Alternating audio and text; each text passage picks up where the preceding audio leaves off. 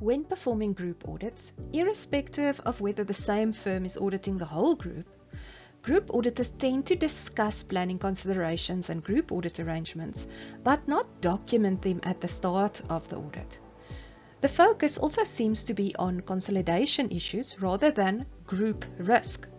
This is a dangerous approach, which could result in important aspects being missed when consolidating the various components or subsidiaries. It also increases the risk of material misstatement at group level going undetected and the audit report on the consolidated financial statements being inappropriate under the circumstances. Furthermore, auditors often neglect to document audit procedures performed on detailed consolidation processes over and above the accounting workings. This course provides a practical understanding of key requirements relating to group audits and how to approach these engagements appropriately and in an efficient manner. We are trying to learn you how to apply these requirements and principles through discussion of practical examples.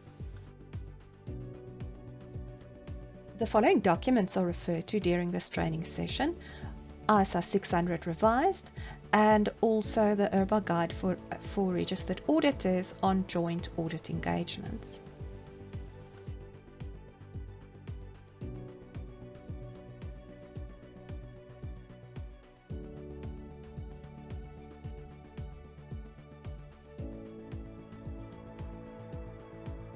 There are additional resource material on the IAASB, IRBA and SAICA websites.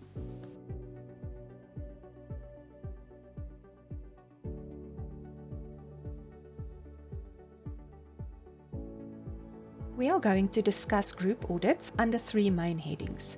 Firstly, ISA 600 on audits of group financial statements, then joint auditors, and lastly, group instructions.